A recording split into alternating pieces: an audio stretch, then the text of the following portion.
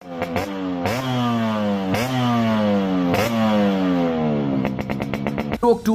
stroke. We all love the two-stroke motorcycle. We all love the riding the two-stroke motorcycle. But when it comes to the engine oil of the two-stroke engines, we always get confused related to the terms engine oil, gear oil, and the 2T oil. Hello, मैं हूँ Arshad and welcome to my channel.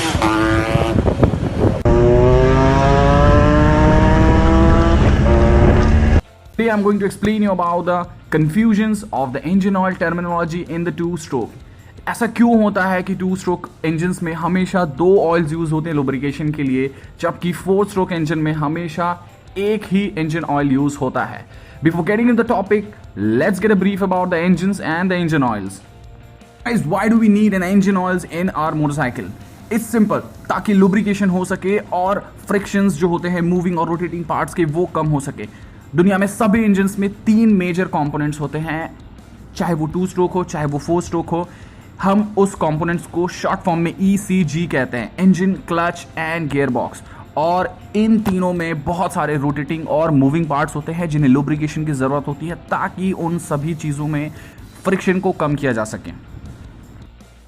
Talking first about the four stroke engine की lubrication, engine, clutch, gear box की lubrication जो होती है वो सिर्फ और सिर्फ एक ही ऑयल से होती है.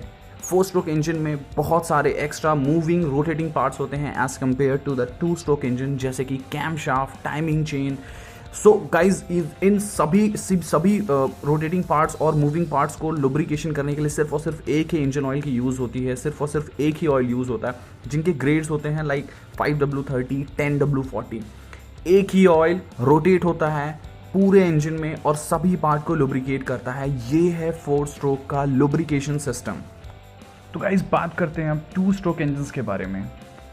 स्ट्रोक इंजन्स में इंजन, क्लच, गियर बॉक्स एक साथ या इंटरकनेक्टेड नहीं होते हैं.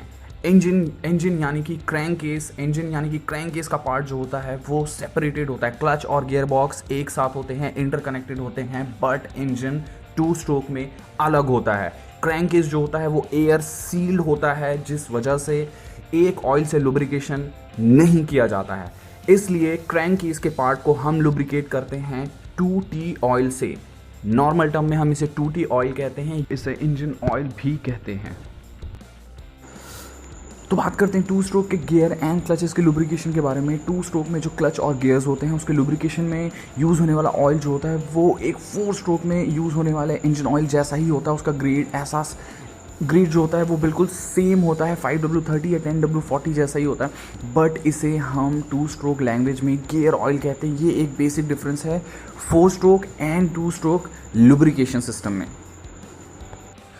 सो टू स्ट्रोक इंजन का जो लुब्रिकेशन होता है, क्रैंक केस का लुब्रिकेशन होता है, वो दो तरीके से होता है. या तो एक इंजेक्शन के ज़रिए होता है या फिर प्री मिक्स के ज़रिए होता है. इंजेक्शन यानी कि there is a small pump for the lubrication, there is a small pump for the 2T oil, for the engine oil, जो इंजेक्ट करता है इनटेक मैनिफोल्ड में. और प्री मिक्स यानी कि हम फ्यूल टैंक में 2T ऑयल को एक प्रॉपर रेशियो के साथ, फ्यूल के प्रॉपर रेशियो के साथ हम उसे मिक्स करते हैं और वो लुब्रिकेशन करता है क्रैंक केस को. We all know how cool and how great these Japanese were in making the motorcycles. They were very, very great in making the two-stroke motorcycles. Companies like Honda, Yamaha made some legendary motorcycles, legendary two-stroke motorcycles.